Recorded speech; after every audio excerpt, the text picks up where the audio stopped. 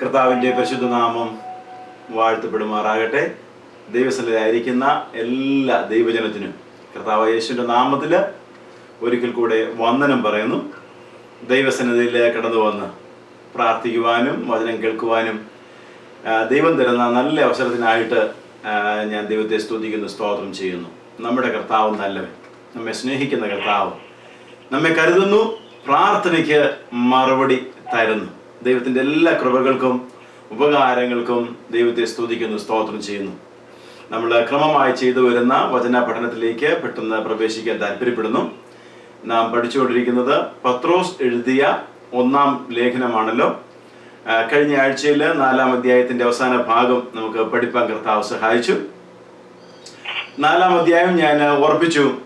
ക്രിസ്തീയ സഭ പീഡയിലൂടെ കടന്നു പോകുന്നു. പീഡയിലൂടെ കടന്നു പോകുന്ന ക്രൈസ്തവ സഭയ്ക്ക് പത്രോസ് അപ്പോസ്തലൻ, അപ്പോസ്തലന്മാർ, ശ്രേഷ്ഠന്മാരായ അപ്പോസ്തലന്മാരിൽ ഒരുവനായ പത്രോസ് അപ്പോസ്തലൻ അവർക്ക് ആവശ്യമായ സന്ദേശം നൽകുന്നു. അതിനകത്ത് നമ്മൾ പ്രത്യേകമായി കണ്ട ഒരു വാക്യം ഇങ്ങനെയാണ്: ക്രിസ്ത്യാനിയായിട്ട് കഷ്ടം സഹിക്കേണ്ടി വന്നാലോ ലജ്ജിക്കരുത്. ഇതാണ് ക്രിസ്തീയ മാർഗത്തിനുള്ള ദൈവികമായ സന്ദേശം. ക്രിസ്ത്യാനിയായിട്ട് കഷ്ടം സഹിക്കേണ്ടി വന്നാൽ ലജ്ജിക്കരുത്. ക്രിസ്തീയ മാർഗം ഞാൻ ഓർപ്പിച്ചതുപോലെ ഒരിക്കലും ഒരു സാമ്രാജ്യത്തിൻ്റെയോ ഒരു ആധിപത്യത്തിൻ്റെയോ തണലിൽ വളർന്ന ഒരു സഭയോ സംഘടനയോ അല്ല. ക്രിസ്തീയ മാർഗം പീഡയിലൂടെയാണ് കടന്നു വന്നത്. വിശേഷാല് കർത്താവായ യേശു ക്രൂശിൽ കൊല്ലപ്പെടുവാനിടയായി തീർന്നു, മരിക്കുവാനിടയായി തീർന്നു. അത് യേശുവിൻ്റെ ഭൗമികമായ അധികാരമില്ലായ്മയെ കാണിക്കുന്നു. ഈ ലോകത്ത് അദ്ദേഹം അധികാരം നേടിയില്ല. കർത്താവായ യേശു പറഞ്ഞു, എൻ്റെ രാജ്യം ഐഹികം അല്ല എന്ന് കർത്താവ് പറഞ്ഞു. ഐഹികമായിട്ട് കർത്താവ് ഒരു പടയാളിയെയും ചേർത്തില്ല, ഒരു പടയാളിയും കർത്താവിന് വേണ്ടി പോരാടിയില്ല. ഈ ലോകത്തിന്റെ ചിന്തയ്ക്ക് നേരെ വിപരീതമായ ചിന്ത, നേരെ എതിരായിട്ടുള്ള ചിന്താഗതി, അതായിരുന്നു കർത്താവായ യേശുവിന്റെ സന്ദേശം. ആ സന്ദേശം ശിരസാ വഹിച്ച ശിഷ്യന്മാര് സഭയുടെ ആരംഭം മുതൽ പീഡയിലൂടെ കടന്നുപോയി കഷ്ടമനുഭവിക്കുക, കഷ്ടതയിലൂടെ കടന്നു പോകുക, പീഡയിലൂടെ കടന്നു പോകുക. എന്നാൽ അതിനപ്പുറത്ത് തരുന്ന വലിയ പ്രത്യാശ ജനത്തിന് കൊടുക്കുക. ഈ ലോകത്ത് പീഡയാണെങ്കിലും ഇവിടെ പ്രശ്നങ്ങളാണെങ്കിലും നിത്യതയെ ചൂണ്ടിക്കാണിക്കുവാൻ അത് മുഖാന്തരമായി ഭവിക്കുന്നു. നിത്യതയിലേക്ക് ജനത്തെ കൊണ്ടുപോകാൻ സാധിക്കുന്നു. നിത്യതയാണ് ക്രിസ്തീയ മാർഗത്തിന്റെ പ്രത്യേകത. ഈ ലോകം, പാപത്തിന് അധീനമായ ലോകം, ഇത് നാശത്തിനായിട്ട് ഒരുക്കപ്പെട്ടിരിക്കുന്നു. എന്നാൽ നിത്യതയുണ്ട്. അവിടെയാണ് ദൈവമക്കൾ സ്വർഗത്തിലെ ദൈവത്തോടൊപ്പം വസിക്കുന്നത്. കഷ്ടതയില്ലാത്ത, പ്രയാസമില്ലാത്ത ആ നിത്യതയിൽ കർത്താവിനോടൊപ്പം ആയിരിക്കും എന്നുള്ളതാണ് ക്രിസ്തീയ മാർഗത്തിന്റെ പ്രത്യേകത. അവിടെ കർത്താവായ യേശു പറഞ്ഞതിനെ ഓർപ്പിച്ച് പത്രോസ് സഭയ്ക്ക് എഴുതുകയാണ്, ഇതൊരു അപൂർവ കാര്യമല്ല. ഈ കഷ്ടതയും അഗ്നിശോധനയും ഒക്കെ സഹിക്കേണ്ടി വരുമ്പോൾ കർത്താവായ യേശുവിനെ നോക്കണം. തന്നെ ശകാരിച്ചിട്ട് പകരം ശകാരിക്കാത്ത, ഭീഷണം പറഞ്ഞിട്ട് തിരിച്ച് ഭീഷണം പറയാത്ത യേശു കർത്താവ്, ദൈവത്തിന്റെ കുഞ്ഞാടാകുന്ന യേശു, ആ യേശു കർത്താവിനെ ശ്രദ്ധിച്ച് നോക്കണം എന്ന് പത്രോസ് അപ്പോസ്തലൻ ഓർപ്പിക്കുന്നു. ഇന്നത്തെ വേദഭാഗത്തേക്ക് നമുക്ക് പെട്ടെന്ന് കടന്നു വരാം. കരങ്ങളിൽ ബൈബിൾ ഉള്ളവര് ആ ഭാഗത്തേക്ക് കടന്നു വന്നാട്ടെ. പത്രോസിന്റെ 1-ാം ലേഖനം 5-ാം അധ്യായം അതിന്റെ 1 മുതൽ 4 വരെയുള്ള വാക്യങ്ങളാണ് ഇന്നത്തെ നമ്മുടെ ചിന്താ വിഷയമായിട്ട് എടുത്തിരിക്കുന്നത്. പത്രോസിന്റെ 1-ാം ലേഖനം 5-ാം അധ്യായം 1 മുതൽ 4 വരെയുള്ള വാക്യങ്ങൾ ഞാൻ വായിക്കുന്നു. നിങ്ങളിലുള്ള മൂപ്പന്മാരെ ഒരു കൂട്ടുമൂപ്പനും ക്രിസ്തുവിന്റെ കഷ്ടാനുഭവത്തിന് സാക്ഷിയും വെളിപ്പെടുവാനുള്ള തേജസ്സിന് കൂട്ടാളിയുമായ ഞാൻ പ്രബോധിപ്പിക്കുന്നത്, നിങ്ങളുടെ വിചാരണയിലുള്ള ദൈവത്തിന്റെ ആട്ടിൻകൂട്ടത്തെ മേയിച്ചുകൊള്ളുവിൻ.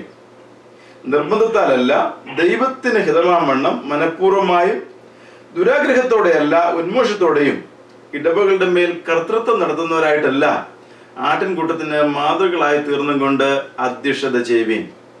എന്നാൽ ഇടയശ്രേഷ്ഠൻ പ്രത്യക്ഷനാകുമ്പോൾ നിങ്ങൾ തേജസ്സിന്റെ വാടാത്ത കിരീടം പ്രാപിക്കും.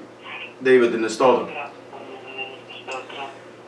വളരെ ഗൗരവമുള്ള എന്ന ചെറിയ ഒരു വേദഭാഗമാണ് നമ്മുടെ ഇന്നത്തെ ചിന്താവിഷയം. പത്രോസ് അപ്പോസ്തലൻ ഈ സഭയിലുള്ള ഏഷ്യ മൈനറിലുള്ള വിവിധമായ സഭകളുടെ ചുമതല വഹിക്കുന്ന ഇടയന്മാർക്ക് ബൈബിളിൽ കൂടുതലായി കാണുന്ന പദം മലയാള പരിഭാഷയിൽ മൂപ്പൻ എന്ന പദം ഉപയോഗിച്ചിരിക്കുന്നു. എൽഡർ അതിന്റെ യവനായ ഭാഷയിൽ പ്രസ്ബിറ്ററോയ് അല്ലെങ്കിൽ സിംഗുലർ ആയിട്ട് പ്രസ്ബിറ്ററോസ് മൂപ്പൻ എന്ന് കാണുന്നു. മൂപ്പൻ എന്ന് കാണുന്നതും പാസ്റ്റർ എന്ന് കാണുന്നതും എല്ലാം സിനോനിംസ് ആണ്, മാറി മാറി ഉപയോഗിക്കാവുന്ന പദങ്ങളാണ്.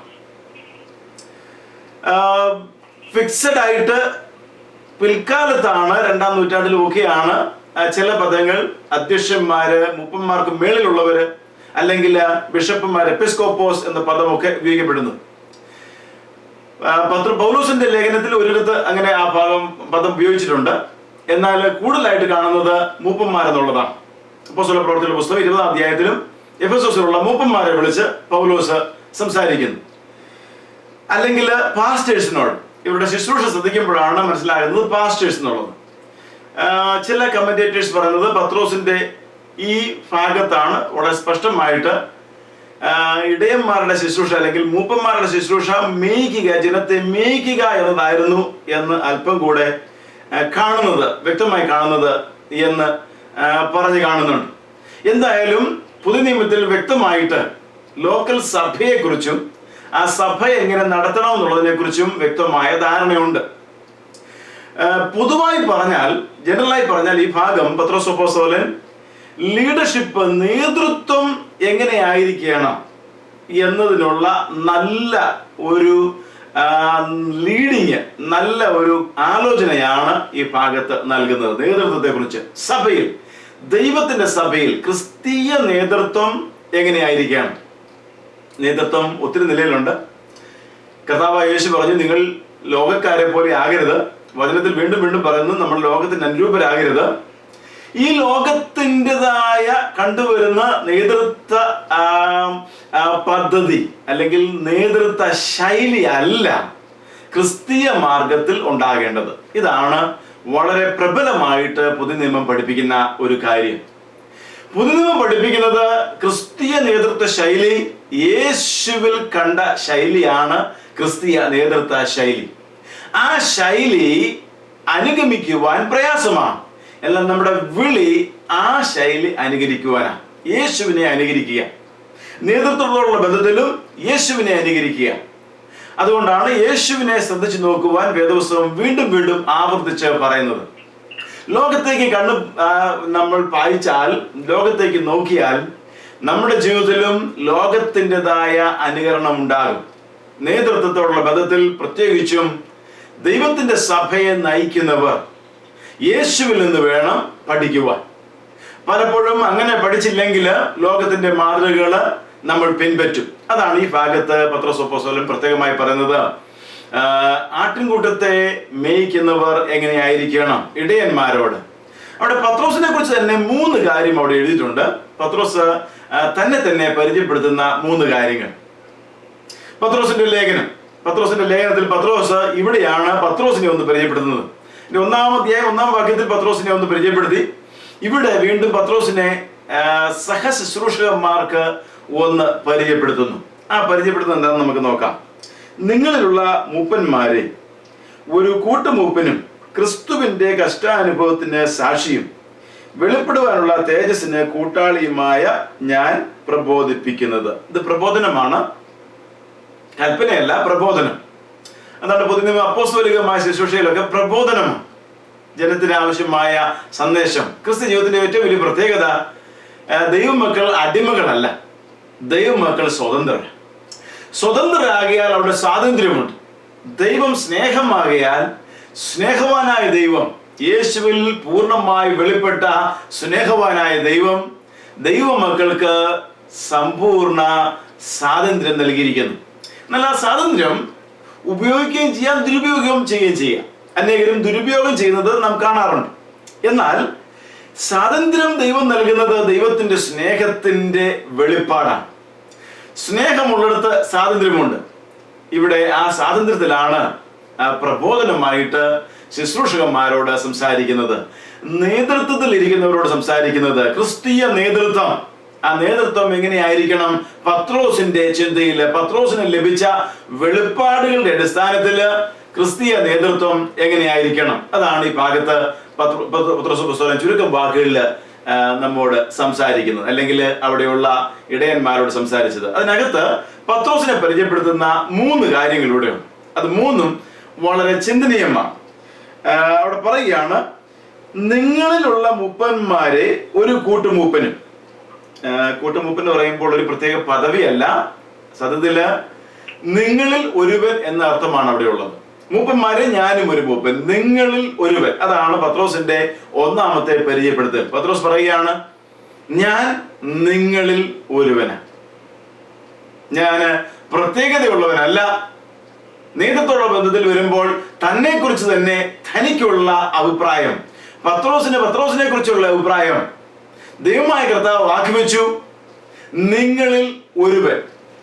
നേതൃത്വത്തിലിരിക്കുന്ന എല്ലാവരും അവരുടെ ജീവിതത്തില് ഈ ഒരു വലിയ രഹസ്യം മനസ്സിലാക്കണമെന്ന് വേദപുസ്തകം, ദൈവവചനം, പരിശുദ്ധാത്മാവ് ആഗ്രഹിക്കുന്നു.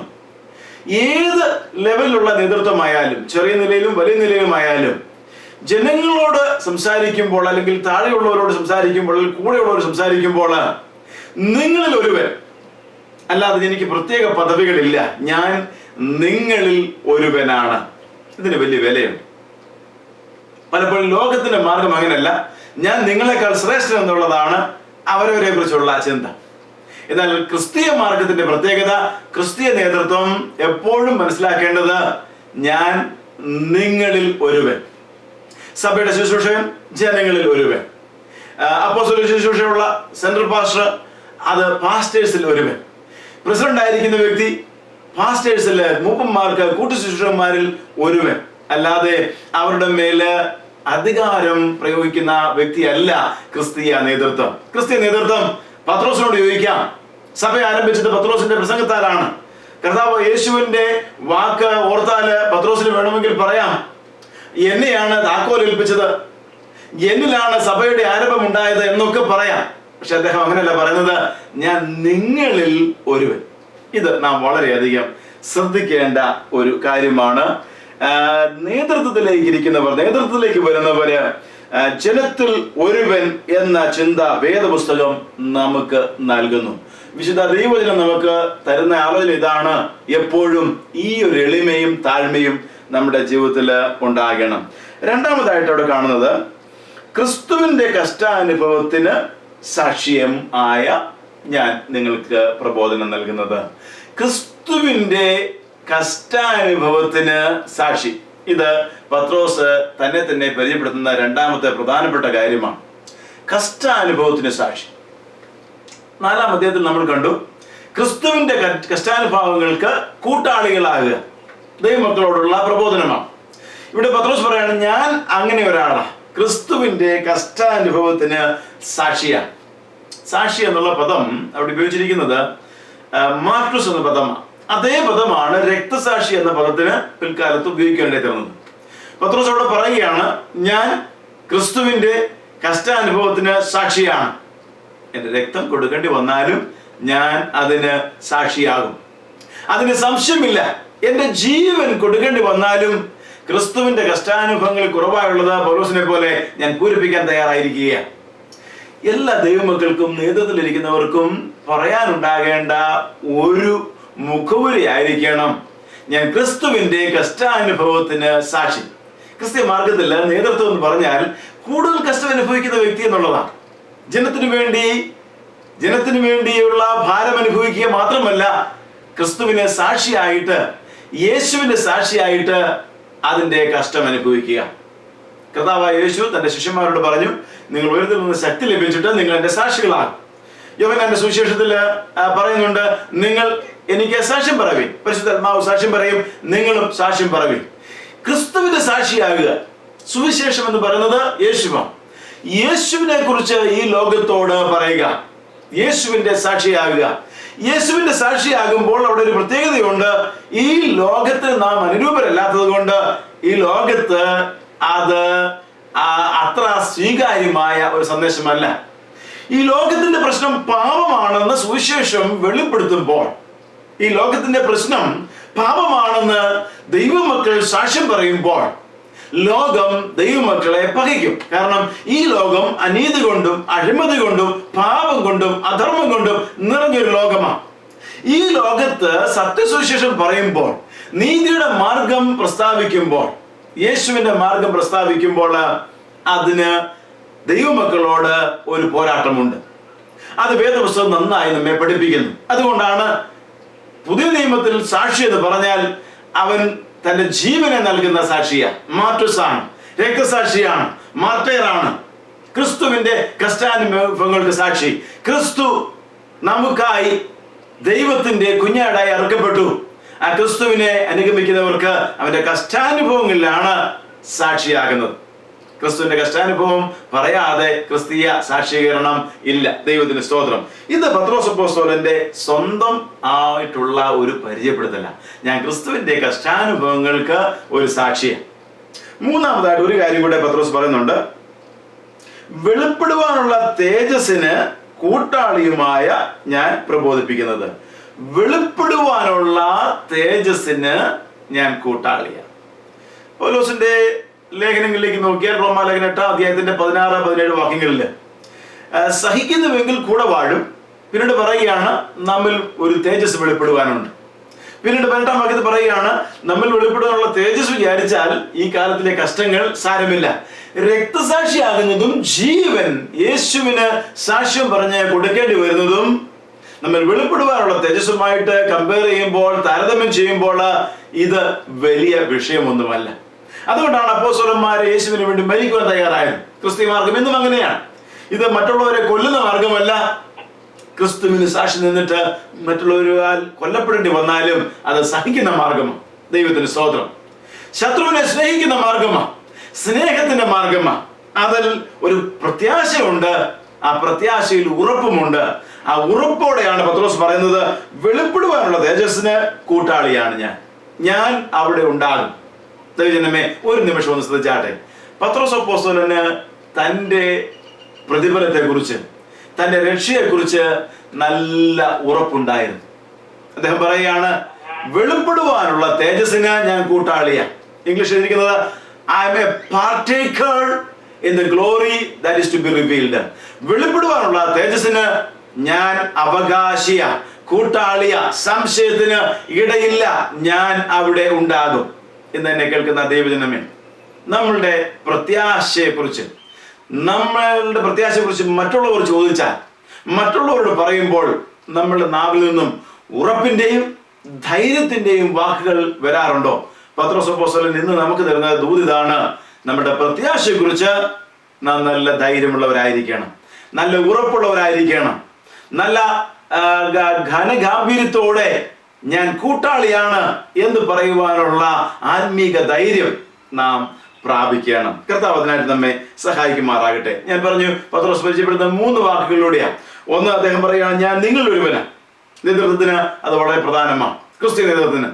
രണ്ടാമത്, ക്രിസ്തുവിന്റെ കഷ്ടാനുഭവങ്ങൾക്ക് സാക്ഷിയാണ്.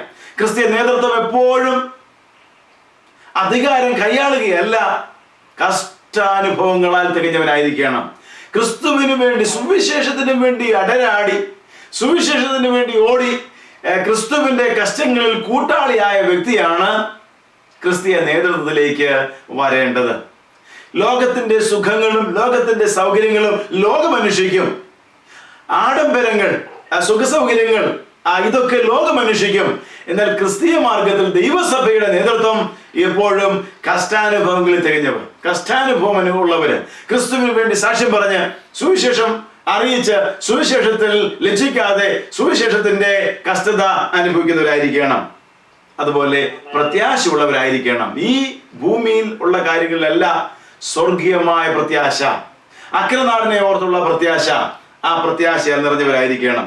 ഈ ഭാഗം പത്രോസ് അപ്പോസ്തലൻ പറയുമ്പോൾ നിശ്ചയമായിട്ട് പത്രോസിന്റെ മനസ്സിൽ കർത്താവ് യേശു പത്രോസിനോട് പറഞ്ഞ കാര്യങ്ങൾ കാണും.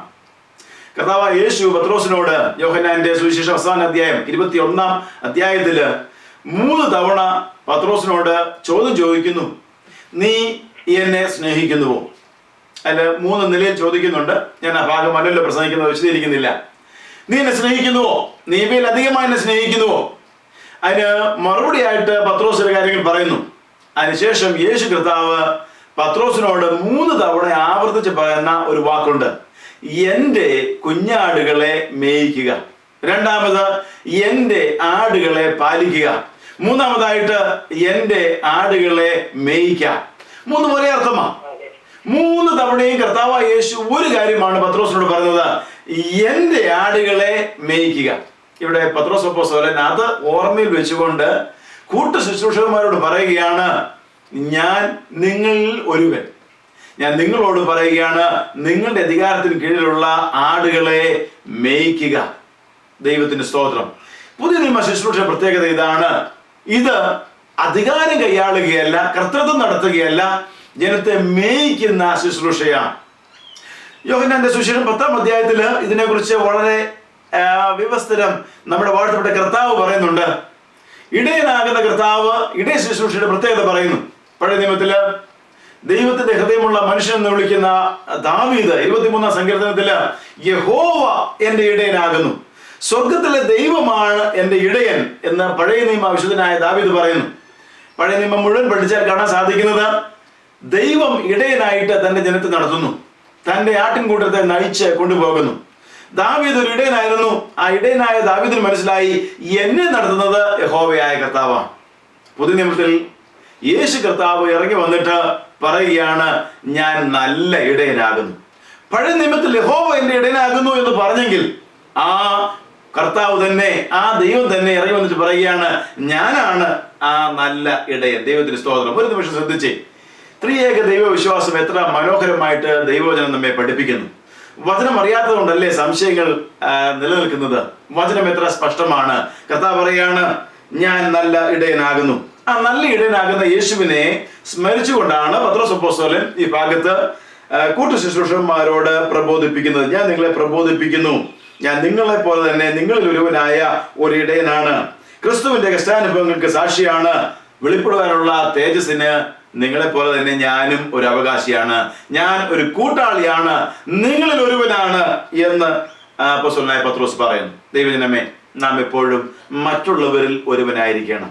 നേതൃത്വത്തിലേക്ക് ദൈവം കൊണ്ടുപോകുന്നെങ്കിൽ, ശുശ്രൂഷയിലേക്കും ഉയർന്ന സ്ഥാനങ്ങളിലേക്ക് കൊണ്ടുപോകുന്നെങ്കിൽ മനുഷ്യനൊന്നും നാം അന്യപ്പെടുന്നില്ല. മറ്റുള്ളവരെ പോലെ അവരുടെ ഇടയിൽ ദൈവം ഉപയോഗിക്കുന്നു എന്ന ശ്രേഷ്ഠത മാത്രം. അവിടെ അത്രയും പറഞ്ഞിട്ടാണ് 2-3 വാക്യങ്ങളില് പത്രോസ് അപ്പോസ്തലൻ 3 കാര്യങ്ങൾ പ്രത്യേകമായിട്ട് ഇടയ ശുശ്രൂഷ അല്ലെങ്കിൽ നേതൃത്വമുള്ള ബന്ധത്തില് ദൈവത്തിന്റെ ദാസന്മാരോട് സംസാരിക്കുന്നത്. ഇത് പറയുമ്പോൾ ഇത് പ്രത്യേകമായിട്ട് ഇടയന്മാരോട് അല്ലെങ്കിൽ പാസ്റ്റേഴ്സിനോട് അല്ലെങ്കിൽ നേതൃത്വത്തിൽ ഇരിക്കുന്നവരോട് പറയുന്നു. എന്നാൽ എല്ലാവർക്കും ഏതെങ്കിലും നിലയിലുള്ള നേതൃത്വമുണ്ട്. സഭയില് വിവിധമായ ശുശ്രൂഷയുണ്ട്. അപ്പൊ ശുശ്രൂഷകരോടുള്ള ആലോചന എന്ന നിലയിൽ എല്ലാവർക്കും ഇതിനകത്ത് ചിലതൊക്കെ പഠിക്കുവാൻ, മനസ്സിലാക്കുവാൻ ഉണ്ട് നിശ്ചയമായിട്ടും. ആ കാര്യങ്ങൾ നമുക്ക് പെട്ടെന്ന് ഒന്ന് നോക്കി നമ്മളുടെ പഠനം മുൻപോട്ട് കൊണ്ടുപോകാം. 2-ാം വാക്യം, നിങ്ങളുടെ വിചാരണയിലുള്ള ദൈവത്തിന്റെ ആട്ടിൻകൂട്ടത്തെ മേയിച്ച് കൊള്ളുവീൻ. ദൈവത്തിന് സ്തോത്രം. അതാണ് ഒന്നാമത് പറയുന്നത്, ആട്ടിൻകൂട്ടത്തെ മേയ്ക്കുക. ഇത് തന്നെയാണ് പൗലോസ് അപ്പോസ്തലൻ അപ്പോസ്തല പ്രവർത്തികളുടെ പുസ്തകം 20-ാം അധ്യായത്തില് 28-ാം വാക്യത്തില് എഫെസോസിലുള്ള മൂപ്പന്മാരോട് പറയുന്നത്, നിങ്ങളുടെ വിചാരണയിലുള്ള നിങ്ങളുടെ കീഴിലുള്ള ജനത്തെ മേയിക്കുക. ദൈവത്തിന്റെ സ്തോത്രം. ഈ ലോകത്ത് ദൈവജനത്തെ തെറ്റായ നിലയിൽ കടത്തിക്കൊണ്ടു പോകുവാൻ, തെറ്റായ ഉപദേശങ്ങളുമായിട്ട്, തെറ്റായ ധാരണകളുമായിട്ട്, വിവിധമായ ചതികളുമായിട്ട് ഈ ലോകം ഒരുപാട് നിലയിൽ ദൈവമക്കളോട് ഇടപെടും. എന്നാൽ ഇടയനുണ്ടെങ്കിലേ ആടുകളെ നേരായ മാർഗത്തിൽ നയിക്കുവാൻ സാധിക്കത്തുള്ളൂ. കർത്താവ് യേശു നമ്മുടെ നല്ല ഇടയനാകുമ്പോൾ തന്നെ യേശു കർത്താവ് സഭയിൽ മൂപ്പന്മാരെ ആക്കി വെക്കുന്നു. പലപ്പോഴും ഇങ്ങനൊരു പ്രബോധനം ലഭിക്കുവാൻ അവസരമില്ലാത്ത നിലയിൽ സഭകൾ ഒറ്റപ്പെട്ട് കിടക്കുന്ന അനുഭവമുണ്ട്, സ്വതന്ത്രമായി പോകുന്ന അനുഭവമുണ്ട്. അങ്ങനെയല്ല പുതിയ നിയമം വിഭാവനം ചെയ്യുന്നത്. ദൈവദാസന്മാർക്കും പ്രബോധനം ആവശ്യമാണ്. അതിന് ചില ക്രമീകരണങ്ങളൊക്കെ ആവശ്യമാണ്. ഒറ്റപ്പെട്ട് കിടക്കാൻ പാടില്ല. പത്രോസിന് ഇവരോട് ആലോചന കൊടുക്കാൻ സാധിക്കുന്നത്, പൗലോസിന് അവരെ വിളിച്ചു വരുത്തി ആലോചന കൊടുക്കാൻ സാധിക്കുന്നത് അവർ ഒറ്റപ്പെട്ട് കിടന്നതിനാലല്ല, അവര് കണക്റ്റഡ് ആയിരുന്നു. സഭകൾ തമ്മിൽ ബന്ധമുണ്ടായിരുന്നു, അപ്പോസ്തലികമായ നേതൃത്വം ഉണ്ടായിരുന്നു. ആ നേതൃത്വത്തിന് കീഴ്പ്പെട്ട് വേണം ഇടയന്മാരും ആയിരിക്കുവാൻ. അത് വളരെ സുപ്രധാനമാണ്. അവർ പറയുകയാണ്, നിങ്ങളുടെ വിചാരണയിലുള്ള ആടുകളെ മേയ്ക്കുക, നയിക്കണം. അവർക്ക് ഇഷ്ടമുള്ളതല്ല കൊടുക്കേണ്ടത്, ആടിന് ഇഷ്ടമുള്ളതല്ല കൊടുക്കേണ്ടത്, ആടിന്റെ നന്മയ്ക്കുള്ളത് കൊടുക്കണം. ജനത്തിന്റെ നന്മയ്ക്കുള്ളതാണ് ഇടയൻ കൊടുക്കേണ്ടത്. ഏറ്റവും നല്ലത് കൊടുക്കണം. പച്ചയായ പുൽപ്പുറങ്ങളിലേക്ക് കൊണ്ടുപോകണം. 23-ാം സങ്കീർത്തനം. സ്വച്ഛതയുള്ള വെള്ളത്തിനരികിലേക്ക് കൊണ്ടുപോകണം. വേദപുസ്തകത്തിന്റെ അടിസ്ഥാനത്തിൽ പറഞ്ഞാൽ, വേദപുസ്തകത്തിൽ ദൈവവചനത്തിലൂടെ വളരെ ഗൗരവമുള്ള ദൈവിക ആലോചന ജനത്തിന് കൊടുക്കണം. എന്നാൽ ഇന്ന് കാലത്തിന് വലിയ മാറ്റം ഉണ്ടായിരിക്കുന്നു. എല്ലാവരും സ്വയ കേന്ദ്രീകൃതമായ ജീവിതത്തിലേക്ക് മാറിയിരിക്കുന്നു. സ്വയത്തിന് ഒന്നാം സ്ഥാനം, പ്രൈവസി, അവർക്ക് ഇഷ്ടമുള്ളത് മതി എന്ന നിലയിലേക്ക് കാര്യങ്ങൾ മാറിയിരിക്കുന്നു. അതുകൊണ്ട് പുതിയ നിയമ ഇടയന്മാർക്ക് ജനത്തിന് ഇഷ്ടമുള്ളത് കൊടുക്കാൻ പറ്റുമോ? ഒരിക്കലും പാടില്ല. ജനത്തിന് ഇഷ്ടമുള്ളതല്ല കൊടുക്കേണ്ടത്, ജനത്തിന് ആവശ്യമുള്ളത് കൊടുക്കണം. ജനത്തെ മേയ്ക്കുക എന്ന് പറഞ്ഞാൽ ജനത്തിന്റെ ആടുകളുടെ ആരോഗ്യമാണ് ഇടയന്റെ ശ്രദ്ധ. ആടുകളുടെ ആരോഗ്യം, ആടുകളുടെ നന്മ. വേദപുസ്തകത്തിന്റെ അടിസ്ഥാനത്തിൽ പൊതുനിയമ വിശ്വാസ പ്രകാരം ആടുകളുടെ ആരോഗ്യം, നന്മ എന്ന് പറഞ്ഞാൽ നിത്യതയ്ക്ക് വേണ്ടി ഒരുങ്ങുന്നുണ്ടോ? പത്രോസ് അപ്പോസ്തലൻ തന്നെ പരിചയപ്പെടുത്തുന്നത് വെളിപ്പെടുവാനുള്ള തേജസ്സിന് കൂട്ടാളി. അങ്ങനെയെങ്കിൽ ഒരു ഇടയൻ ആടുകളെ എങ്ങോട്ടാണ് നയിക്കേണ്ടത്? തേജസ്സിന് കൂട്ടാളികളാക്കി തീർക്കണം. അപ്പോൾ മേയ്ക്കുക എന്ന് പറഞ്ഞാൽ ആ ശുശ്രൂഷയ്ക്കകത്ത് ഒന്നാം സ്ഥാനം കൊടുക്കേണ്ടത് തേജസ്സിന് കൂട്ടാളികളാക്കണം, നിത്യതയ്ക്ക് അവകാശികളാക്കി വളർത്തിയെടുക്കണം. നിത്യതയിലേക്ക് നയിക്കാത്ത എല്ലാ ശുശ്രൂഷയും ക്രിസ്തീയ ശുശ്രൂഷയല്ല, ആത്മീയ ശുശ്രൂഷയല്ല. നിത്യതയ്ക്ക് വേണ്ടി ഒരുക്കണം ആടുകളെ മേയ്ക്കുക. അതിനകത്ത് ജനത്തിന് ആവശ്യമായ ഒത്തിരി കാര്യങ്ങൾ ചെയ്തു കൊടുക്കണം. പക്ഷെ ഫോക്കസ്, ലക്ഷ്യം എപ്പോഴും നിത്യതയ്ക്ക് വേണ്ടി ജനം ഒരുങ്ങണം. നിത്യതയ്ക്കായി അവരെ തന്നെ സമർപ്പിച്ചവരായിരിക്കണം. അതിനാവശ്യമായത് കൊടുക്കണം. വേദപുസ്തകം വായിക്കുന്നവർക്ക്, പഠിക്കുന്നവർക്ക് കൊടുക്കുവാൻ ധാരാളം ഉണ്ട്. വേദപുസ്തകത്തിൽ ആലോചനയ്ക്ക് ഒരു ശുഷ്കവുമില്ല. ആലോചന ധാരാളമായിട്ടുണ്ട്. ആ ആലോചന ജനത്തിന് പകർന്നു കൊടുക്കുക. അങ്ങനെ പകർന്നു കൊടുക്കുമ്പോൾ അതിനകത്ത് പല പദങ്ങൾ വേദപുസ്തകം ഉപയോഗിച്ചിട്ടുണ്ട്. ശാസനയുണ്ട്, ഗുണീകരണമുണ്ട്, ഇങ്ങനെ പല പദങ്ങളുണ്ട്. അപ്പോൾ ആടുകളെ മേയ്ക്കുക എന്ന് പറഞ്ഞാൽ എന്നും നന്മ മാത്രം, അഡ്ജക്റ്റീവ്സ് മാത്രം ഉപയോഗിക്കുന്നതാണോ? അല്ല. അവിടെ ശാസനയുണ്ട്, ഗുണീകരണമുണ്ട്, ഇങ്ങനെ ഒത്തിരി കാര്യമുണ്ട്. കാരണം ലക്ഷ്യം നിത്യതയിലെത്തണം, തേജസ് പ്രാപിക്കണം, ദൈവസന്നിധിയിലെത്തണം, അക്കരെ നാട്ടിലെത്തണം. ഇവിടം കൊണ്ട് അവസാനിച്ച് പോകരുത്. ഇവിടം കൊണ്ട് അവസാനിക്കുന്നവരെ കുറിച്ച് യേശു കർത്താവ് പറഞ്ഞത്, പരീശന്മാരെ കുറിച്ച് പറഞ്ഞത്, അവർ ഹിപ്പോക്രൈറ്റ്സ് ആയിരുന്നു, കപടഭക്തിക്കാരായിരുന്നു. ഈ കപടഭക്തി എന്ന് പറയുന്നതൊക്കെ ഇവിടെ കൊണ്ട് അവസാനിക്കും. എന്നാൽ അക്കരയ്ക്ക് പോകുന്ന വിശ്വാസമാണ്, ഒരുക്കമാണ് ദൈവമക്കൾക്ക് ആവശ്യമായിരിക്കുന്നത്. അങ്ങനെയുള്ള ഒരു മേയ്ക്കുന്ന ശുശ്രൂഷയാണ് വിശുദ്ധ വേദപുസ്തകം ദൈവദാസന്മാർക്ക് നൽകിയിരിക്കുന്നത്. ആ ശുശ്രൂഷയിൽ കുറവ് വരാൻ പാടില്ല. അത് കുറവ് വന്നാൽ ആടുകൾക്ക് അക്കരെ നാടിനെ കാണുവാൻ കഴിയത്തില്ല. അതിൽ ശ്രദ്ധാലുക്കൾ ആയിരിക്കണം. ദൈവത്തിന്റെ സ്തോത്രം. നിങ്ങളുടെ കീഴിലുള്ള ആട്ടിൻകൂട്ടത്തെ മേയ്ക്കുക. യേശു പത്രോസിനോട് അത് പറഞ്ഞു. പത്രോസിനോട് പറയുമ്പോൾ യേശു പറയുന്ന വാക്കിതാണ്, എന്റെ ആടുകളാ. ആടുകൾ ഇടയന്റെ അല്ല, ആടുകൾ വാഴ്ത്തപ്പെട്ട കർത്താവിന്റെയാണ്. യഹോവയാണ് നമ്മുടെ ഇടയൻ, ദൈവമാണ് നമ്മുടെ ഇടയൻ. ആടുകൾ കർത്താവായ യേശുവിന്റെ വകയാണ്, യേശുവിന്റെ സ്വന്തം വകയാണ്. തന്റെ രക്തം നൽകി വീണ്ടെടുത്ത ആട്ടിൻകൂട്ടം. അതാണ് പൗലോസ് പറയുന്നത്. കർത്താവിന്റെ രക്തം നൽകി വീണ്ടെടുത്ത ആട്ടിൻകൂട്ടം കർത്താവിന്റെ വകയാണ്. കർത്താവിന്റെ വകയായിരിക്കുമ്പോൾ ഇടയന്മാരെ അത് തൽക്കാലത്തേക്ക് ഭരമേൽപ്പിച്ചിരിക്കുന്നു, വിചാരണയിൽ ഏൽപ്പിച്ചിരിക്കുന്നു. പക്ഷെ ഒരിക്കലും മറന്നു പോകരുത്, ഈ ആട്ടിൻകൂട്ടം ഇടയന്റെ സ്വന്തമാണ്, യജമാനന്റെ വകയാണ്, യേശുവിന്റെ വകയാണ്. അതുകൊണ്ടാണ് ചില കാര്യങ്ങൾ പ്രത്യേകമായിട്ട് നേതൃത്വത്തിലിരിക്കുന്നവരോട് പത്രോസ് അപ്പോസ്തലൻ ഓർപ്പിക്കുന്നത്. ഞാനൊരു ഇടയൻ മാത്രമാണ്, നിങ്ങളും ആട്ടിൻകൂട്ടത്തിന്റെ ഇടയന്മാർ മാത്രമാണ്. ഉടമയുണ്ട്, യജമാനുണ്ട്, ശരിയായ നല്ല ഇടയനുണ്ട്, അത് വാഴ്ത്തപ്പെട്ട യേശു കർത്താവ്. അവിടെ രണ്ടാമത് പറയുകയാണ്, നിർബന്ധത്താലല്ല, ദൈവത്തിന് ഹിതമാവണ്ണം മനഃപൂർവ്വമായി ചെയ്യണം. ശ്രദ്ധിക്കണം. ഒന്ന്, ആട്ടിൻകൂട്ടത്തെ മേയ്ക്കുക. രണ്ടാമത്, അത് ചെയ്യേണ്ടത് എങ്ങനെയാണ്? നിർബന്ധത്താൽ അല്ല ആത്മീയ നേതൃത്വം എടുക്കേണ്ടത്. ചിലർക്ക് പറയാറുണ്ട്, ഞാൻ ഇതൊക്കെ വിടാൻ പണ്ടേ താല്പര്യപ്പെട്ടത്, അവന്റെ എല്ലാവരും കൂടെ നിർബന്ധിച്ചത് കൊണ്ട് മാത്രം ഞാൻ ചെയ്യുന്നതേ ഉള്ളൂ. മനുഷ്യരുടെ നിർബന്ധത്താൽ ഒരു ആത്മീയ ശുശ്രൂഷയില്ല. മനുഷ്യന്റെ നിർബന്ധത്താൽ ആത്മീയ ശുശ്രൂഷ ചെയ്താൽ അത് മനുഷ്യരെ പ്രസാദിപ്പിക്കുന്ന ശുശ്രൂഷയായി പോകും. ആത്മീക ശുശ്രൂഷ ദൈവമാക്കുന്ന ക്രിസ്തീയ നേതൃത്വം എന്ന് പറയുന്നത് നേതൃത്വം ക്രിസ്തീയ വിഭാവനയില് മാനുഷിക നിർബന്ധത്താലല്ല, അത് ദൈവവുമായിട്ടുള്ള സ്വമേധയ ഒരു വ്യക്തി ദൈവം തന്നിരിക്കുന്ന സ്നേഹത്തിന്റെ സ്വാതന്ത്ര്യത്തിൽ ദൈവവുമായിട്ട് ചെയ്യുന്ന ഉടമ്പടിയുടെ അടിസ്ഥാനത്തിലാണ്. അപ്പോൾ ചോദിക്കാം, ക്രിസ്തീയ ശുശ്രൂഷയിൽ നിർബന്ധമുണ്ടോ? പൗലോസ് അപ്പോസ്തലൻ പറയുന്നുണ്ട്, നിർബന്ധം എന്റെ മേൽ കിടക്കുന്നു, നിങ്ങൾ നിർബന്ധിക്കുന്നതല്ല, ഞാനും എന്റെ കർത്താവുമായിട്ടുള്ള ബന്ധത്തിൽ. ദൈവത്തോടുള്ള ബന്ധത്തിൽ കർത്താവിനെ അടുത്തറിയുമ്പോൾ ദൈവത്തിന്റെ വേല ചെയ്യുവാൻ വേണ്ടി തനിയെ ഉണ്ടാകുന്ന നിർബന്ധം, അതാണ് ഇവിടെ പറയുന്നത്. മനഃപൂർവമായിട്ട് ചെയ്യണം, അല്ലെങ്കിൽ മനസ്സോടെ ചെയ്യണം, പൂർണ്ണ മനസ്സോടെ. വേദപുസ്തകം നമ്മോട് സംസാരിക്കുമ്പോഴെല്ലാം ഹൃദയത്തിന്റെ ഒരു ഭാഷയുണ്ട്. പൂർണ്ണ ഹൃദയത്തോടെ ചെയ്യണം, പൂർണ്ണ മനസ്സോടെ ചെയ്യണം, പൂർണ്ണ ആത്മാവോടെ ചെയ്യണം, പൂർണ്ണ ബലത്തോടെ ചെയ്യണം. വേദപുസ്തകം പറയുന്നത് നമ്മൾ ചെയ്യുന്നത് കർത്താവിനെ സ്നേഹിക്കുന്നത് എങ്ങനെയാണോ അതുപോലെ വേണം ശുശ്രൂഷ ചെയ്യുക. ഇടയൻ ജനത്തെ നയിക്കേണ്ടത് എങ്ങനെയാണ്? പൂർണ്ണ മനസ്സോടെ ചെയ്യണം, മനഃപൂർവമായിട്ട് ചെയ്യണം, നിർബന്ധത്താലരുത്. പലപ്പോഴും നമ്മളുടെ ഇടയിൽ സംഭവിക്കുന്ന ഒരു അപകടം, മനഃപൂർവമായിട്ട് ചെയ്യാതെ ആരുടെയെങ്കിലും നിർബന്ധത്താൽ ചെയ്യുന്ന അനുഭവം ഉണ്ടാകുന്നു. അങ്ങനെ വരുന്നവർ മനുഷ്യരെ പ്രസാദിപ്പിക്കും. ജനത്തിന് ആവശ്യമായത് കൊടുക്കേണ്ടതിന് പകരം ജനത്തിന് ഇഷ്ടമുള്ളത് കൊടുക്കും. അങ്ങനെ ഇടയ ശുശ്രൂഷയ്ക്ക് വീഴ്ച സംഭവിക്കുന്നു. ദൈവത്തിന് സ്തോത്രം. വേദപുസ്തകം നമ്മോട് പറയുകയാണ്, പത്രോസ് അപ്പോസ്തലൻ തന്റെ സഹപ്രവർത്തകരോട് പറയുകയാണ്, എന്റെ പ്രിയ മൂപ്പന്മാരെ, പ്രിയരെ, ഞാനൊരു കാര്യം നിങ്ങളോട് പറയാം. നിങ്ങൾ ആരും നിർബന്ധിക്കുന്നതുകൊണ്ടല്ല ഇത് ചെയ്യേണ്ടത്.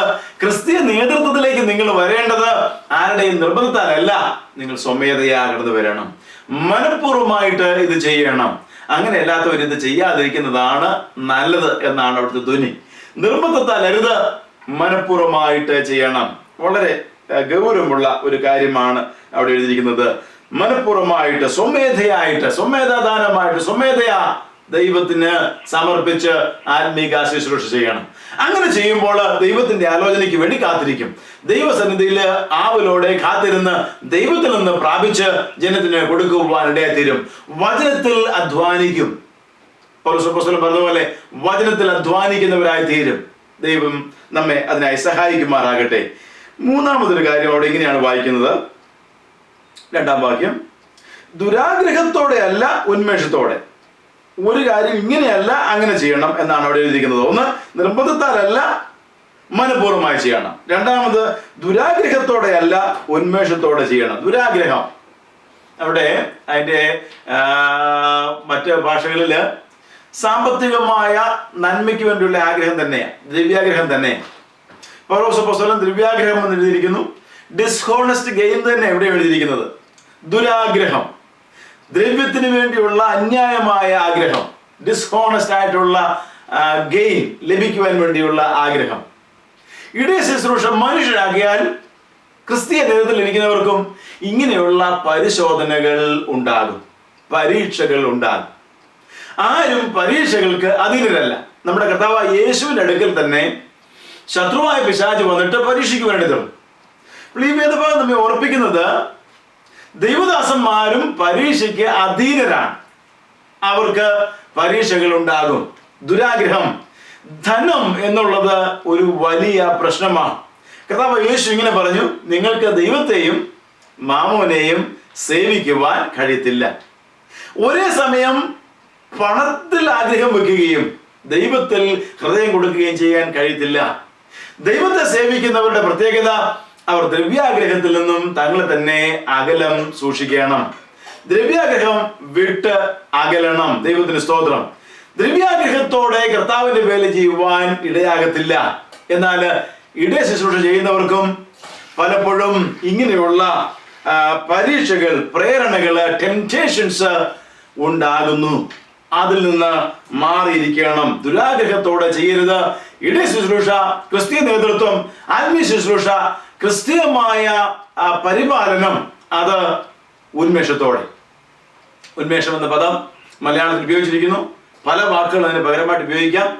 പൂർണ്ണ മനസ്സോടെ, പൂർണ്ണ ഹൃദയത്തോടെ, ഉത്സാഹത്തോടെ, ഉന്മേഷം, ഉത്സാഹത്തോടെ, വളരെയധികം സീലോടെ, തീക്ഷ്ണതയോടെ, വചനം പറയുന്നുണ്ട് നമ്മുടെ ദൈവം തീക്ഷ്ണതയുള്ള ദൈവമാണ്. തീക്ഷ്ണതയുള്ള ദൈവത്തെ സേവിക്കേണ്ടത് തീക്ഷ്ണതയോടെ ചെയ്യണം. ജനത്തിന് വേണ്ടി ഓടുക, അധ്വാനിക്കുക, കഷ്ടാനുഭവങ്ങളിൽ കൂട്ടാളിയാകുക. ഉത്സാഹത്തോടെ തീക്ഷ്ണതയോടെ വേണം ഇത് ചെയ്യുവാൻ. ഇത് ചെയ്യേണ്ടത് അതിനോടൊപ്പം ഒന്നുണ്ടാകണം, ദ്രവ്യാഗ്രഹം ഉണ്ടാകാൻ പാടില്ല. പൗലോസ് അപ്പോസ്തലൻ തിമോഥെയോസിന് എഴുതുമ്പോൾ തിമോഥെയോസിന്റെ ലേഖനത്തിൽ അല്പം കൂടെ വിശാലമായിട്ട് അധ്യക്ഷ സ്ഥാനത്തേക്ക് അല്ലെങ്കിൽ ഇടയന്മാർക്ക് അല്ലെങ്കിൽ മൂപ്പന്മാരുടെ പ്രത്യേകതകൾ പറയുന്നുണ്ട്. ഒന്നാം ലേഖനം തിമോഥെയോസിന് എഴുതിയ 1-ാം ലേഖനം 3-ാം അധ്യായത്തിന്റെ 1 മുതൽ 10 വരെയുള്ള വാക്യങ്ങൾ അതിഭാഗത്ത് വായിക്കേണ്ടതാണ്. ഞാൻ ആ സന്ദർഭം സമയക്കുറവ് കൊണ്ട് വായിക്കുന്നില്ല.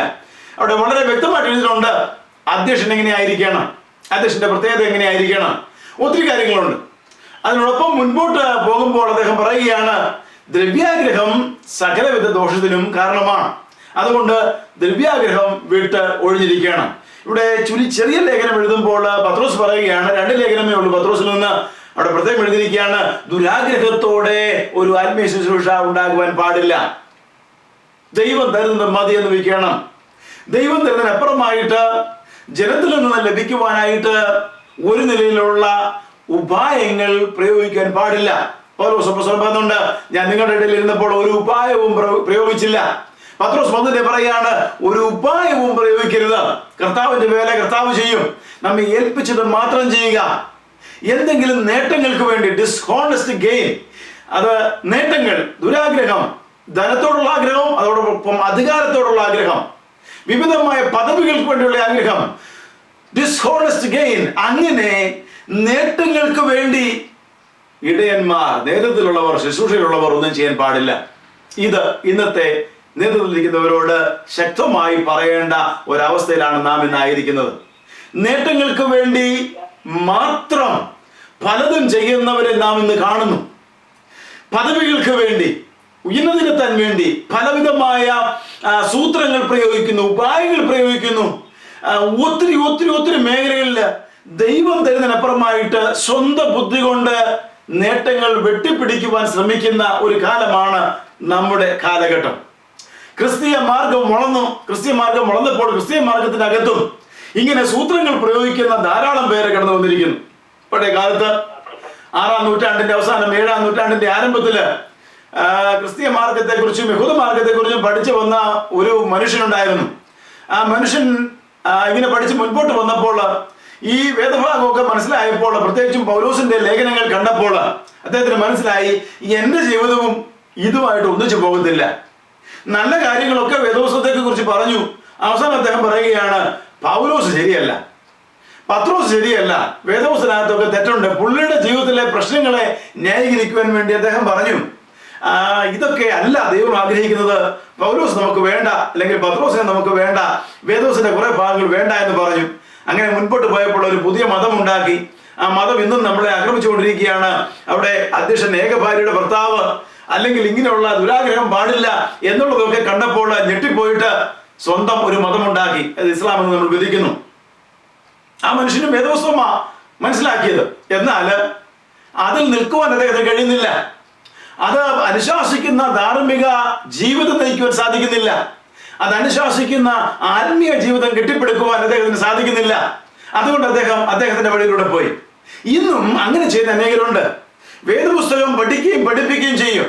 എന്നാൽ വേദപുസ്തകം പറയുന്ന ആത്മീക ചിന്തകൾ, ആത്മീയ ആലോചനകള് പാലിക്കുവാൻ സാധിക്കാതെ സ്വന്തം ഇഷ്ടപ്രകാരം സ്വന്തം സഭകൾ ഉണ്ടാക്കുന്ന ഉപായികൾ ഇന്ന് ലോകത്ത് ധാരാളമുണ്ട്.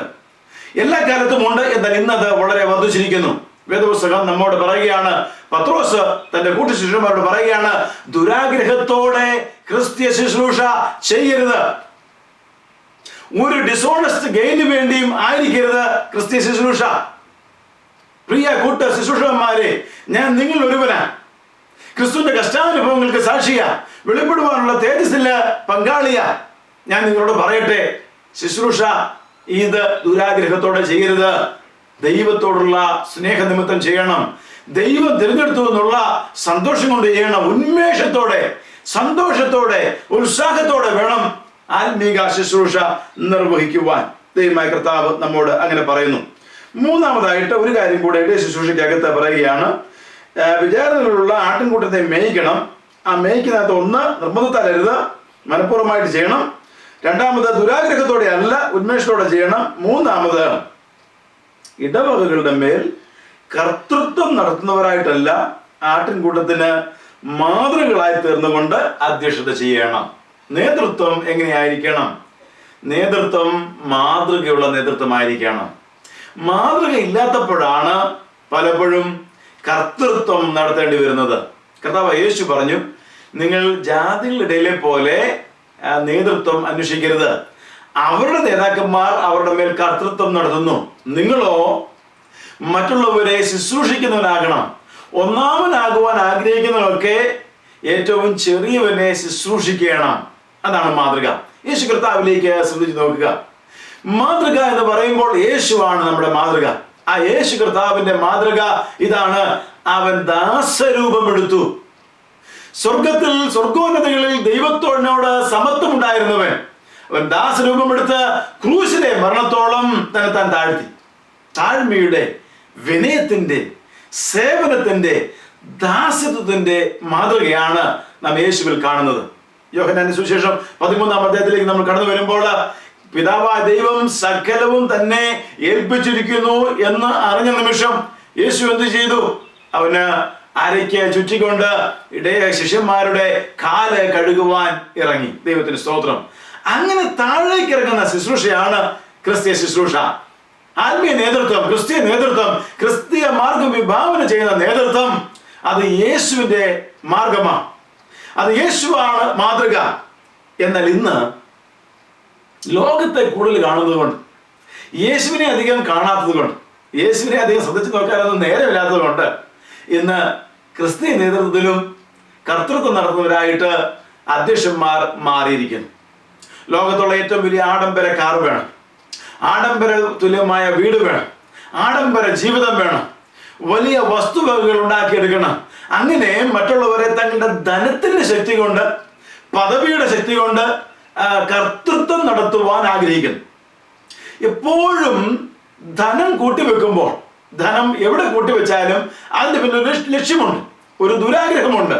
കാരണം എൻ്റെ ധനം കണ്ടിട്ട് എൻ്റെ കൂടെ ആൾ നിൽക്കണം, അല്ലെങ്കിൽ ഞാൻ കൊടുക്കുന്ന ധനം കൊണ്ട് ആൾക്കാർ എന്നോടൊപ്പം നിൽക്കണം. പലപ്പോഴും മനുഷ്യരായ നാം പലപ്പോഴും ഇങ്ങനെ പറയാറുണ്ട്, അവരൊക്കെ വലിയ ആൾക്കാരാണ്, അപ്പം വലിയ ആൾക്കാരാണെന്ന് പറയിപ്പിക്കണം. ആ പറച്ചിൽ തന്നെ വലിയ തെറ്റാ. വേദോസിന്റെ മാർഗത്തിൽ അങ്ങനെയൊന്നും പറയാനില്ല. കൂട്ടാളികളാ, എല്ലാവരും സമന്മാരാണ്. ക്രിസ്ത്യ മാർഗം വിഭാവന ചെയ്യുന്നത് ക്രിസ്തുവിൽ എല്ലാവരും സമന്മാരാ, എല്ലാവരും ഒരുപോലെയാണ്. ഇവിടെ വിവിധമായ ഫംഗ്ഷൻ, ഒരുത്തൻ യജമാനന്റെ പേര് ചെയ്യുന്നു, ഒരുത്തൻ ദാസന്റെ പേര് ചെയ്യുന്നു. എന്നാൽ ക്രിസ്തുവിൽ എല്ലാവരും സമന്മാരാണ്. അങ്ങനെയുള്ളപ്പോൾ ധനത്തിന്റെ സമ്പാദനം കൊണ്ട് എന്തെങ്കിലും പദവി നേടാൻ സാധിക്കുമോ? എന്നാൽ ഇന്ന് വന്ന് ധനമാണ് അളവ്. ധനമുള്ളവന് മാത്രമേ അധ്യക്ഷനാകാൻ കഴിയൂ, അല്ലെങ്കിൽ നേതൃത്വത്തിൽ വരാൻ കഴിയൂ എന്ന നിലയിലേക്ക് അധപതിച്ചിരിക്കുന്നു ക്രൈസ്തവ മാർഗവും. അങ്ങനെയല്ല പ്രിയരെ. ക്രിസ്തീയ മാർഗം പറയുന്നത് യേശുവിന്റെ മാർഗം. അവിടെ കർത്തൃത്വം ഇല്ല, അവിടെ മാതൃകയായിട്ട് ജനത്തെ നയിക്കുക.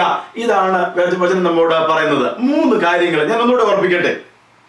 നിർബന്ധത്താലരുത്, സന്തോഷത്തോടെ മനഃപൂർവ്വമായിട്ട് ചെയ്യണം.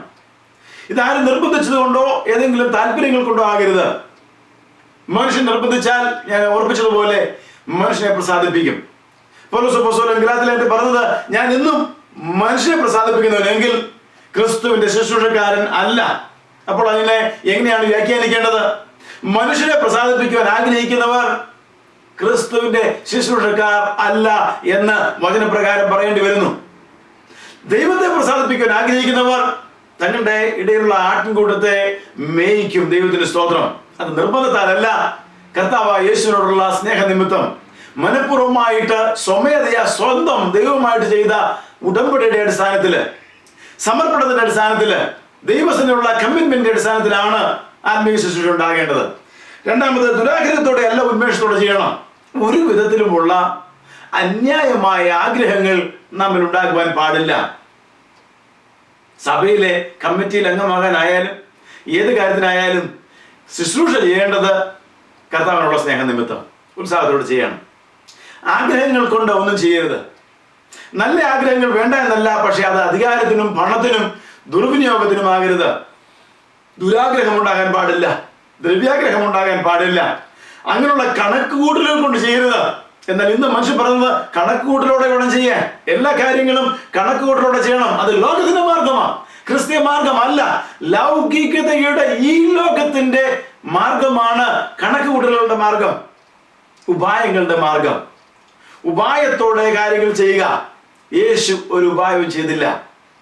യേശുവാണ് നമ്മുടെ മാതൃക. മൂന്നാമത് ഓർപ്പിച്ചു, നിങ്ങളുടെ ഇടവകളുടെ മേൽ കർത്തൃത്വം നടത്തുന്നവരായിട്ടില്ല. ഇടവക എന്ന് പറയുന്നത് ലോക്കൽ സഭ, മലയാള പദമാണ്. നമ്മുടെ ഇടയിൽ അത് അധികം ഉപയോഗിക്കപ്പെടുന്നില്ല. ആ പദം ബൈബിളിലുള്ള പദമാണ്, അത് ഉപയോഗിക്കുന്നത് നല്ലതാണെന്ന് എൻ്റെ അഭിപ്രായം. സഭ എന്നുള്ളതിന്റെ ലോക്കൽ സഭ എന്ന് തിരിച്ചറിയാനുള്ള മറ്റൊരു വാക്കാണ് ഇടവക. ഇവിടെ അങ്ങനെ ആ വാക്ക് തന്നെ എഴുതിയിരിക്കുന്നു. ഇടവകളുടെ മേൽ അല്ലെങ്കിൽ സഭയുടെ മേൽ, ലോക്കൽ സഭയുടെ മേല് കർത്തൃത്വം നടത്തുന്നവരാകരുത്. ഞാൻ സൂക്ഷിച്ചു നോക്കുമ്പോൾ പ്രായോഗികമായിട്ട് ഒത്തിരി അനുഭവങ്ങൾ എൻ്റെ ഓർമ്മയിൽ വരുന്നു. അനേക സ്ഥലങ്ങളിലും കർത്തൃത്വം നടത്തുന്നവരായി മാറിയിരിക്കുന്നു. കർത്തൃത്വം ഒരുവനേ ഉള്ളൂ, കർത്താവായ യേശു മാത്രം. യേശു എന്ന ഏക കർത്താവ് നമുക്കുള്ളൂ.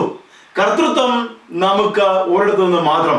എന്നാൽ ഇടയന്മാരെ ശുശ്രൂഷ ചെയ്യുന്നത് ഇടയ ശുശ്രൂഷ, ആടുകളെ മേയ്ക്കുക, മാതൃക കാണിച്ചുകൊണ്ട് തങ്ങളുടെ ജീവിതത്തിലൂടെ വേണം സംസാരിക്കുവാൻ. ഇവിടെ പത്രോസ് തന്റെ ജീവിതത്തിലൂടെ 3 കാര്യം പറഞ്ഞാണ് തുടങ്ങുന്നത്. പത്രോസ് പറഞ്ഞു തുടങ്ങി നമ്മൾ കണ്ടു. പത്രോസ് പറയാണ്, ഞാൻ എങ്ങനെയാ ചെയ്യുന്നത്? മാതൃകയായിട്ട്. ഞാൻ നിങ്ങളിൽ ഒരുവനാണ്, എനിക്ക് ആ പ്രത്യേകതയില്ല, അതാണ് മാതൃക. അത് വലിയ നേതൃത്വ മാതൃകയാണ്. ഞാൻ നിങ്ങളിൽ ഒരുവൻ. ദൈവത്തിന്റെ സ്തോത്രം. എപ്പോഴും നേതൃത്വം ഇങ്ങനെ ഒരു താഴ്മയുണ്ടെങ്കിൽ കൂടെ നിൽക്കാൻ ആളുകൾ, കൂടെയുള്ളവർ ഇട്ടിട്ട് പോകത്തില്ല. നിങ്ങളിൽ ഒരുവനായിട്ട്. രണ്ടാമത് പറയുകയാണെങ്കിൽ കഷ്ടാനുഭവങ്ങളിൽ സാക്ഷിയാണ്, ക്രിസ്തുവിന്റെ കഷ്ടാനുഭവത്തിന് സാക്ഷിയാണ്. അപ്പോൾ മാതൃക ക്രിസ്തുയേശുവിനെ പോലെ പത്രോസും കഷ്ടം സഹിക്കുവാൻ മനസ്സുള്ളവൻ. സുഖജീവിതമല്ല പത്രോസിൻ്റെത്, ആഡംബര ജീവിതമല്ല പത്രോസിൻ്റെത്. കഷ്ടാനുഭവത്തിന് സാക്ഷിയാണ്, ക്രിസ്തുവിന്റെ കഷ്ടാനുഭവത്തിന് സാക്ഷിയാണ്. അതാണ് മാതൃക. അവിടെ മുമ്പിൽ എഴുതിയിട്ടുണ്ടല്ലോ, 4:13 ഞാൻ കഴിഞ്ഞ ആഴ്ച ഓർപ്പിച്ചു. ക്രിസ്തുവിന്റെ കഷ്ടങ്ങൾക്ക് പങ്കുള്ളവരാകും തോറും സന്തോഷിച്ചു കൊള്ളുവേ. പത്രോസ് പറയുകയാണ്, ഞാൻ അങ്ങനെ സന്തോഷിക്കുന്ന വ്യക്തിയാ. ക്രിസ്തുവിന്റെ കഷ്ടങ്ങൾക്ക് പങ്കാളിയാകുക. അപ്പോസ്തലന്മാരെല്ലാം അത് പറയുന്നു. അവസരം കൊടുത്താൽ എല്ലാവരും പറയും, ഇതാണ് ഞങ്ങളുടെ സാക്ഷ്യം, ക്രിസ്തുവിന്റെ കഷ്ടങ്ങൾക്ക് പങ്കാളി. ഇത് ഞങ്ങൾക്ക് സാക്ഷ്യം പറയുവാനുണ്ട്, ഇതാണ് ഞങ്ങളുടെ മാതൃകയും. ആ പത്രോസ് അപ്പോസ്തലനാ പറയുന്നത്, മാതൃകയായിട്ട് വേണം ജനത്തെ നയിക്കുവാൻ, അല്ലാതെ കർത്തൃത്വം നടത്തുന്നവരാകരുത്. കർത്തൃത്വം നടത്തുന്നവർ ഈ ലോകത്തിന്റെ ജാതികളുടെ ലൗകികതയുടെ പാഗനിസം, അതാണ് കർത്തൃത്വത്തിന്റെ മാർഗം. ദൈവസഭയിൽ കർത്താവ് ഒരുവൻ മാത്രം. അങ്ങനെ ഇടവകളുടെ മേലെ കർത്തൃത്വം നടത്തുന്നവരായിട്ടല്ല, മാതൃകളായി തീർന്നുകൊണ്ട് വേണം അധ്യക്ഷത ചെയ്യുവാൻ. അധ്യക്ഷനാണ് ദൈവമാക്കി വെച്ചിരിക്കുന്നു, അധികാരമുണ്ട്, പദവിയുണ്ട്. അത് കർത്തൃത്വം നടത്തുവാനല്ല, മാതൃകയായിട്ട് ജനത്തെ അവർക്ക് ആവശ്യമായത് നൽകി പരിപാലിക്കുവാൻ. പരിപാലനം, ഇടയ ശുശ്രൂഷ എന്ന് പറഞ്ഞാൽ പരിപാലനമാ. ഞാൻ ഒറ്റ വാക്കിൽ ഇടയ്ക്ക് ഓർപ്പിച്ചു. സങ്കീർത്തനം 23, യോഹന്നാന്റെ സുവിശേഷം 10, ദൈവമായ കർത്താവ് നമ്മോട് സംസാരിക്കുന്നു. ഇടയ ശുശ്രൂഷ അത് പരിപാലനം. ഒരു ഇടയൻ ആടുകളെ നയിക്കുന്നത് പോലെ ജനത്തെ പച്ചയായ പുൽപ്പുറങ്ങളിലേക്ക് കൊണ്ടുപോകുക, ആലോചനയിലേക്ക് കൊണ്ടുപോകുക, ദൈവവചനത്തിലേക്ക് കൊണ്ടുപോകുക, അവർക്ക് ആവശ്യമായ സ്വർഗീയ ആലോചന കൊടുക്കുക, ദൈവത്തിൽ നിന്ന് പ്രാപിച്ച് നൽകുക, നിത്യതയ്ക്ക് വേണ്ടി അവരെ ഒരുക്കുക, പ്രത്യാശയുള്ളവരാക്കി അവരെ ഒരുക്കുക. ഈ ലോകത്തിന്റെ സുഖങ്ങളിലേക്ക് താണുപോകാതെ വീണുപോകാതെ, പൈശാചികന്റെ പരീക്ഷകളിൽ പെട്ട് തകർന്നു പോകാതെ, ദൈവജനം ക്രിസ്തു കേന്ദ്രീകൃതമായ ജീവിതം നയിക്കുവാൻ വേണ്ടി അവരെ സഹായിക്കുന്ന ആത്മീക ശുശ്രൂഷ ചെയ്യുക. ഇതാണ് ക്രിസ്തീയ മാർഗം നേതൃത്വത്തെ കുറിച്ച് ആവശ്യപ്പെടുന്നത്. അവസാനമായിട്ട് 4-ാം വാക്യത്തില് അപ്പോസ്തലനായ പത്രോസ് പറയുകയാണ്, ഇടയന്മാരോട് പറയുകയാണ്, നിങ്ങൾ ഇങ്ങനെ ശുശ്രൂഷ ചെയ്താൽ, മനസാക്ഷിയോടെ അല്ലെങ്കിൽ മനഃപൂർവ്വമായിട്ട് ഉന്മേഷത്തോടെ മാതൃകയായിട്ട് ക്രിസ്തുവിന്റെ ദാസന്മാരായിട്ട് ശുശ്രൂഷ ചെയ്താൽ നിങ്ങൾക്ക് ഒരു പ്രതിഫലമുണ്ട്. ഞാനും ആ പ്രതിഫലം കാത്തിരിക്കുകയാണ്. അവിടെ പറയുകയാണ്, എന്നാൽ ഇടയ ശ്രേഷ്ഠൻ പ്രത്യക്ഷനാകുമ്പോൾ നിങ്ങൾ തേജസ്സിന്റെ വാടാത്ത കിരീടം പ്രാപിക്കും. ഇത് പറഞ്ഞാണ് അവസാനിപ്പിക്കുന്നത്. ഇടയന്മാർക്ക്, ശുശ്രൂഷന്മാർക്ക്, ആത്മീക ശുശ്രൂഷ ചെയ്യുന്നവർക്ക്, ക്രിസ്തീയ നേതൃത്വത്തിന് പ്രതിഫലമുണ്ട്. ആ പ്രതിഫലം ഇവിടെയാണെന്ന് കരുതുമ്പോഴാണ് ദുരാഗ്രഹം ഉണ്ടാകുന്നത്. ആ പ്രതിഫലം ഇവിടെയാണെന്ന് കരുതുമ്പോഴാണ് പലപ്പോഴും കണക്കൂട്ടലുകൾ കൊണ്ടും ഉപായം കൊണ്ടും പല നേട്ടങ്ങളും ഇവിടെ വെട്ടിപ്പിടിക്കുവാൻ ശ്രമിക്കുന്നത്. എന്നാൽ വളരെ സ്പഷ്ടമായിട്ട് ദൈവദാസനാകുന്ന അപ്പോസ്തലനായ പത്രോസ് പറയുകയാണ്, പ്രതിഫലം അവിടെയാണ് ഇടയ ശ്രേഷ്ഠൻ പ്രത്യക്ഷനാകുമ്പോൾ. ഇടയ ശ്രേഷ്ഠൻ ആരാണ്? നമ്മുടെ വാഴ്ത്തപ്പെട്ട കർത്താവായ യേശു. യേശുവിലേക്ക് ആ ശ്രദ്ധ എപ്പോഴും ഉണ്ടായിരിക്കണം. യേശുവിലേക്കുള്ള ശ്രദ്ധയ്ക്ക് പകരം ഈ ലോകത്തിലേക്ക് ശ്രദ്ധ തിരിഞ്ഞു പോയാൽ നമ്മുടെ ജീവിതത്തിൽ നാം പരീക്ഷകളിൽ വീണു പോകും. യേശുവിനെ നോക്കണം. ഇവിടെ പറയുകയാണ്, ആ യേശു മടങ്ങി വരും, ഇടയ ശ്രേഷ്ഠൻ പ്രത്യക്ഷനാകും. യേശു കർത്താവ് മടങ്ങി വരും. ഇടയ ശ്രേഷ്ഠൻ പ്രത്യക്ഷനാകുമ്പോൾ നിങ്ങൾ തേജസ്സിന്റെ വാടാത്ത കിരീടം പ്രാപിക്കും. അപ്പോൾ കർത്താവിന്റെ വേല ചെയ്താൽ അതിന് പ്രതിഫലമുണ്ട്. കർത്താവിന്റെ ദാസന്മാർക്ക് പ്രത്യേക പ്രതിഫലമുണ്ട്. അതിന്റെ പേരാണ് വാടാത്ത കിരീടം. ദൈവത്തിന് സ്തോത്രം. പത്രോസും കൂട്ടാളികളും ഒരിക്കൽ യേശുവിനോട്, മത്തായിയുടെ സുവിശേഷം 19-ാം അധ്യായം, ചോദിച്ചു, ഞങ്ങൾ എല്ലാം വിട്ട് നിന്നെ അനുഗമിച്ചു, ഞങ്ങൾക്ക് എന്ത് ലഭിക്കും? കർത്താവായ യേശു വ്യക്തമായി മറുപടി നൽകി, നിങ്ങൾക്ക് സ്വർഗത്തിൽ പ്രതിഫലമുണ്ട്, നിങ്ങൾ വാഴും എന്നോടുകൂടെ. അതുകൊണ്ടാണ് പൗലോസ് അപ്പോസ്തലൻ സ്വർഗീയ ദർശനം പ്രാപിച്ച് പറയുന്നത്, സഹിക്കുന്നുവെങ്കിൽ കൂടെ വാഴും. ആത്മീയ ശുശ്രൂഷ അത് കഷ്ടാനുഭവങ്ങളിലൂടെ ചെയ്യണം. ക്രിസ്തുവിന്റെ കഷ്ടാനുഭവങ്ങൾ തികഞ്ഞവരായിട്ട് മാതൃകയുള്ളവരായിട്ട് ചെയ്യണം. അങ്ങനെ ചെയ്യുമ്പോൾ പൗലോസ് അപ്പോസ്തലൻ പറയുന്നു, സഹിക്കുന്നുവെങ്കിൽ കൂടെ വാഴും. പത്രോസ് അപ്പോസ്തലൻ പറയുകയാണ്, ഇടയ ശ്രേഷ്ഠൻ പ്രത്യക്ഷനാകുമ്പോൾ തേജസ്സിന്റെ വാടാത്ത കിരീടം പ്രാപിക്കും. ആത്മീകമായിട്ട് എന്തെങ്കിലും ശുശ്രൂഷ ഞാൻ നിങ്ങളോ ചെയ്യുന്നുണ്ടെങ്കിൽ അതിങ്ങനെ ചെയ്യാം.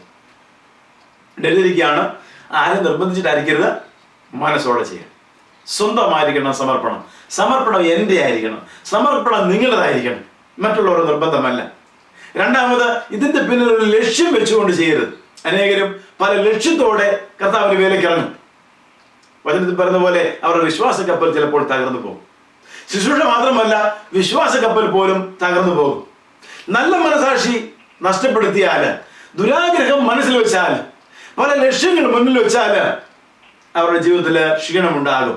അവിടെ ചെയ്യേണ്ട ഉന്മേഷത്തോടെ ചെയ്യണം, സന്തോഷത്തോടെ ചെയ്യണം, ഉത്സാഹത്തോടെ ചെയ്യണം, തീക്ഷ്ണതയോടെ കർത്താവിന്റെ വേല ചെയ്യണം. ദൈവത്തിന്റെ സ്തോത്രം.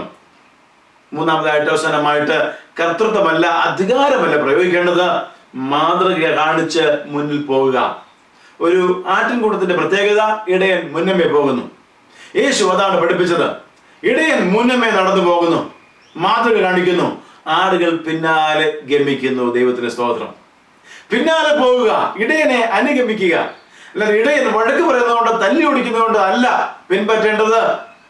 ആടുകളുടെ മുന്നിൽ പോവുക, ഇടയ ശുശ്രൂഷ ചെയ്യുക. അങ്ങനെ ചെയ്യുന്നവർക്ക് ഇടയ ശ്രേഷ്ഠൻ പ്രത്യക്ഷനാകുമ്പോൾ ഒരു കിരീടമുണ്ട്, തേജസ്സിന്റെ വാടാത്ത കിരീടം. അത് എങ്ങനെയാണെന്ന് എനിക്കൊന്നും അറിയത്തില്ല, വിശദീകരണമൊന്നും ഇവിടെ എഴുതിയിട്ടില്ല.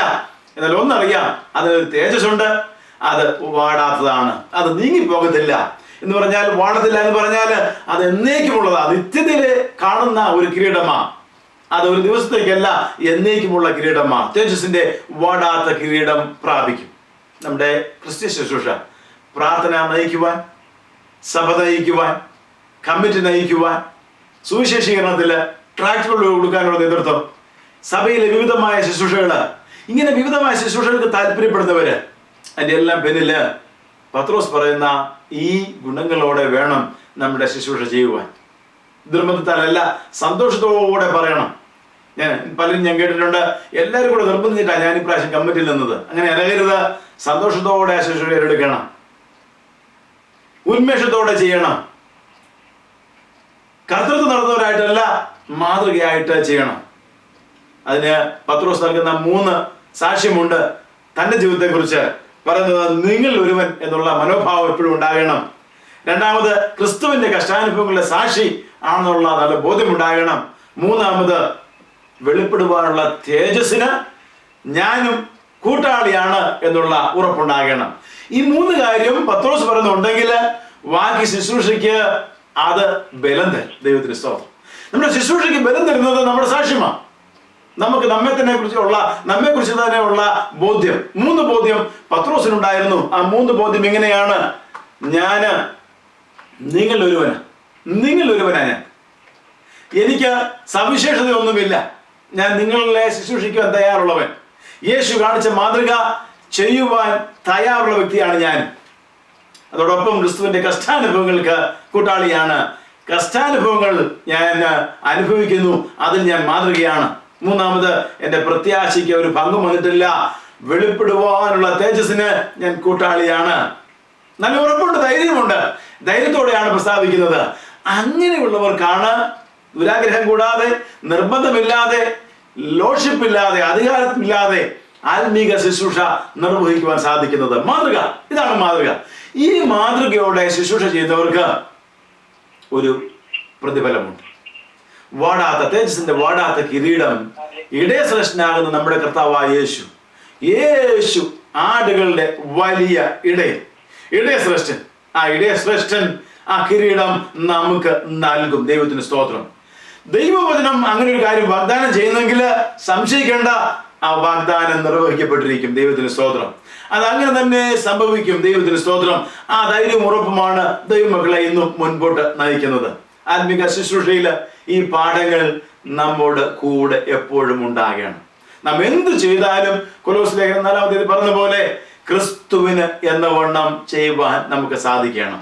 ഞാൻ എൻ്റെ യേശുവിന് വേണ്ടി ചെയ്യുകയാണ്, എൻ്റെ കർത്താവിന് വേണ്ടി ചെയ്യുകയാണ്. ഇതാരും എന്നെ നിർബന്ധിച്ചിട്ടല്ല, എനിക്കതിലൂടെ സാമ്പത്തികമായ ഒരു നേട്ടം ഉണ്ടായിട്ടല്ല, അധികാരത്തിന്റെ ഒരു നേട്ടം ഉണ്ടായിട്ടല്ല. ഞാൻ എൻ്റെ യേശുവിന് വേണ്ടി. എൻ്റെ പ്രതിഫലമെല്ലാം ഇടയശ്രേഷ്ഠൻ പ്രത്യക്ഷപ്പെട്ട് കഴിയുമ്പോഴാ. ദൈവത്തിന്റെ സ്തോത്രം. ഇവിടെ വല്ലതും തരുന്നുണ്ടെങ്കിൽ ഞാൻ സന്തോഷത്തോടെ സ്വീകരിക്കും. പക്ഷെ അതല്ല എൻ്റെ ലക്ഷ്യം. അതിനുവേണ്ടി ഞാൻ സൂത്രങ്ങൾ പ്രയോഗിക്കത്തില്ല, അതിനുവേണ്ടി ഞാൻ എൻ്റെ കണ്ണ് വിട്ടുകൊടുക്കത്തില്ല. ഈ പരീക്ഷകളുടെ മേൽ നമുക്ക് ജയമുണ്ടാകണം. ദൈവജനമേ, ദൈവസന്നിധിയിലേക്ക് നമ്മെ തന്നെ ഒന്ന് സമർപ്പിച്ചു കൊടുക്കുക. നമ്മളുടെ ശുശ്രൂഷകൾ എങ്ങനെയാണ് ആയിരിക്കുന്നത്? നമ്മളുടെ ലക്ഷ്യം എന്താ?